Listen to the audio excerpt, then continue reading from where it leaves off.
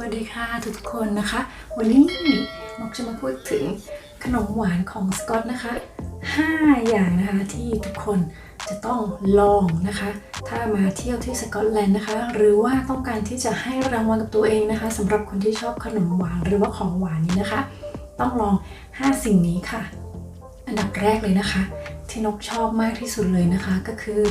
ครานาคันค่ะครานาคันก็เป็นขนมหวานที่มีชื่อเสียงของสกอตแลนด์นะคะที่ทำจากราสเบอร์รี่นะคะครีมน้ำผึ้งนะคะ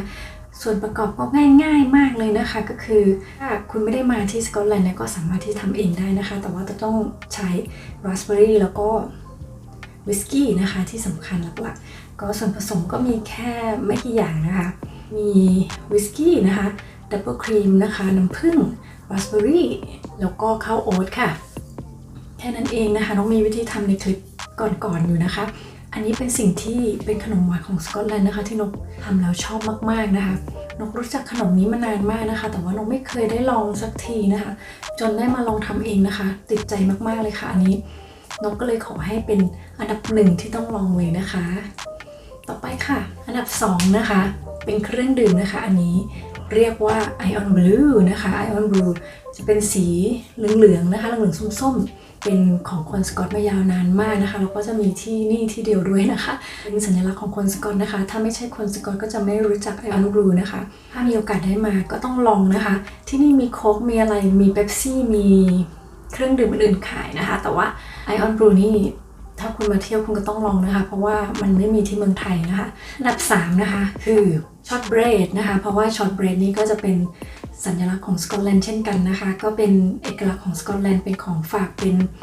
อะไรที่เรื่องชื่อนะคะทุกคนมาก็จะต้องทานนะคะก็ได้ชิมให้ทุกคนได้ดูแล้วเนี่ยก็มีความรู้สึกว่ามันเหมาะกับชากาแฟนะคะที่เราสามารถจะทานควบคู่กันไปได้นะคะขนมหวานของสกอตแลนด์จริงๆมันมีเยอะมากกว่านี้นะคะแต่ว่านกยกมาในแค่5อย่างนะคะหลักๆเลยนะคะที่หลายคนจะรู้จักหรือว่าได้ยินมันนะคะอันดับที่4ค่ะก็คือแท็บเล็ตนั่นเองนะคะแท็บเล็ตเพราะว่าแท็บเล็ตเนี่ยมันก็เหมือนน้ำตาลก้อนนะคะจะว่าไปแต่เอกลักษณ์ของมันก็คือมันมีขายทั่วไปในสกอตแลนด์เหมือนขนมทั่วไปเลยนะคะ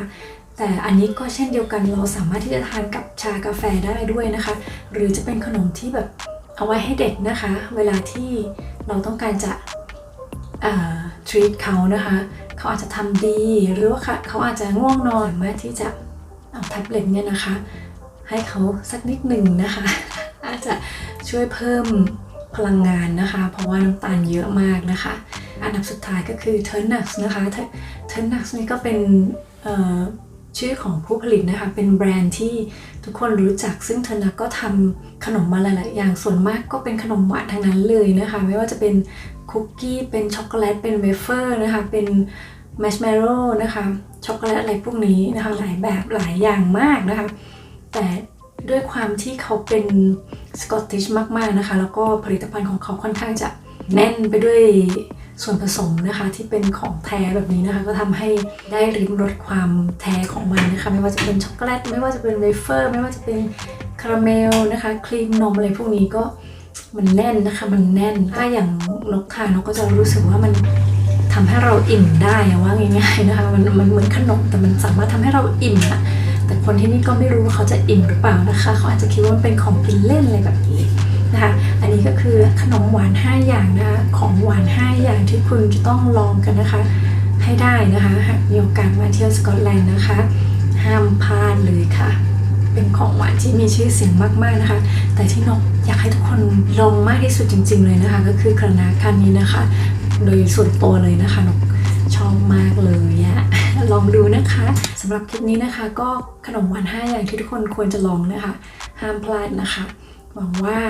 จะเป็นประโยชน์กับทุกคนนะคะวันนี้นกต้องลาไปก่อนขอบคุณมากๆนะคะที่รับชมบ๊ายบายค่ะสวัสดีค่ะ